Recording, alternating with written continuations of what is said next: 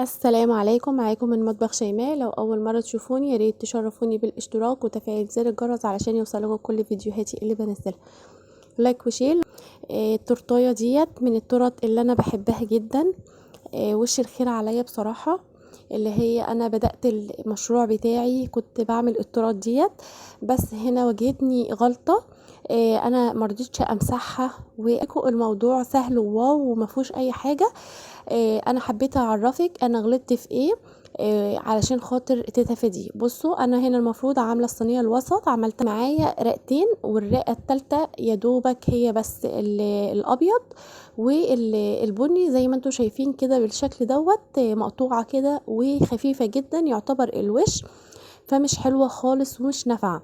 عملت ايه؟ قفلت الكاميرا، خبزت 200 جرام من السبونج الشوكولاته، عملته في الصينيه اللي هي المقاس الصغير او المقاس، علشان خاطر اكمل هنا الشوكولاته اللي عندي. بصوا بقى ليه اللي انا ما قطعتش الموضوع وجلستها ووريكم والدنيا تمام وواو وكده. اهم حاجه لما تيجي حد يطلب منك طرط، ان انتي خدتي الاوردر، تكوني مجهزه السبونج من بالليل يبقى وتقطعيه وتلفيه فوطه او بمشمع وتسيبيه عشان الصبح باذن الله تقومي تجلسيه وتبقي تمام، يبقى عندك وقت. انا حصل معايا كده، انا عملته بس انا ما قطعتوش، انا سبته قلت اما اصوره معاكم.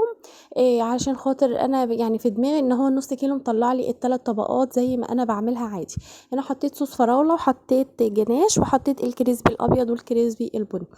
هحط هنا بقى الطبقات اللي في النص بالشكل دوت علشان خاطر اساوي بقى هنا الطبقه اللي انا خبزتها على طول، اللي انا هكملها مكان البني اللي ما طلعتش. فانا حبيت ان انا اوريكم الغلطه ديت عشان طبعا كلنا بنقع في غلطات وكلنا لازم يبقى فيه تفكير. دلوقتي انا لو ما كانش عندي وقت بقى ما كنتش هلحق اخبز ولا هلحق اسيبها تبرد ولا كل الكلام ده كله. فلازم تدي لنفسك مساحه، لازم تدي لنفسك وقت كويس جدا علشان خاطر تقدري تفكري وتقدري تحلي المشكله وتقدري تواجهيها بكل سهوله. هنا بقى سويت بالشكل دوت وهسقي كويس بقى لان دوت طبعا الارضيه بتبقى قاسيه شويه. معايا معلقه البستري على كوبايه الميه وبسقي بالمعلقه بالشكل ده، علشان خاطر تبقى جوسي كده وحلوة جدا. وهنا بكمل بقية التجليس. هنا المقاس الوسط طلعتها بكام؟ طلعتها بالشوجر شيت، طلعتها ب350 جنيه. في ناس طبعا مستغلية شغلي جدا. مع انه والله يعني الواحد على قد ما بيقدر بيحاول ان هو مكسبه يبقى حاجة قليلة، بس مش عارفة بصراحة، مش عارفة ارضي الناس. فربنا المستعان وربنا يعمل اللي فيه الخير يا رب. المهم هنا حطيت بقى هنا شوية مكسرات بندق، يعني بصوا، وحاطة الصوص اللي هو الفراولة وحاطة الجناش ومخدومة حلوة جدا. فناس سألتني كتير عليها. فقلت لهم ب350 ومن غير الشوجر شيت ب300 جنيه. انتي اسعارك غليت، انتي اسعارك بقت عالية قوي. مع ان في المحلات يعني مش عارفة والله بيطلعوا الاسعار اغلى من كده، واحنا المفروض احنا بنعمل اللي هو مخصوص في البيت التسوية الكلام ده كله. احنا ممكن نعمل تورتاية صغيرة خالص، بس هو محدش مقدر كده. انتي في البيت يعني المفروض تبيعي بأرض الأسعار أقل حاجة. مع ان والله بنستخدم يعني أنظف الخامات وبنستخدم خامات أعلى من المصانع، على الأقل حاجة نظيفة، على الأقل حاجة معمولة بذمة بحب يعني. اهو بقى يعني سبحان الله. هنا بساوي الأطراف اللي هي طالعة معايا كده متنفخة، فبحاول أسويها على قد ما بقدر علشان تتدارى معايا كويس جدا. فانا بقول لكم ان هو يعني دي من تجربتي، لما يبقى عندك اوردر يا ريت تجهزي الاسبونج قبلها بيوم علشان خاطر تبقي عندك مساحه تقومي الصبح بدري. حاولي تعملي قبل اكلك وقبل الشرب وكل حاجه تعملي الصبح بدري، تسيبي الحاجه في التلاجة تاخد راحتها علشان خاطر تبقى عندك وقت كويس جدا جدا ان انت تعملي اي غلطه هتقابلك او اي مشكله لا قدر الله تقابلك تقدري تحليها وتقدري تتجاوزيها. هنا بقى الشوجر شيت جبت شوكولاته خام سيحتها بدون اضافات بدون زيت بدون اي حاجه، هي بتسيح على الحمام المائي وبتبقى كويسه جدا. هنا بحطها يعني وشها على الظهر اللي بيبقى لازق فيها علشان خاطر ما تتعصي معايا.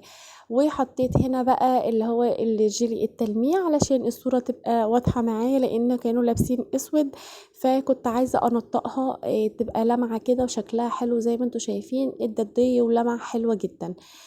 وحطيت الشوكولاتة. انتوا عارفين ان انا بستخدم ساعات من غير الشوكولاتة اللي هي في يعني ظهر الصورة، بس انا حطيتها لانها لما بتتحط في التلاجة بتلم كشكشة كده.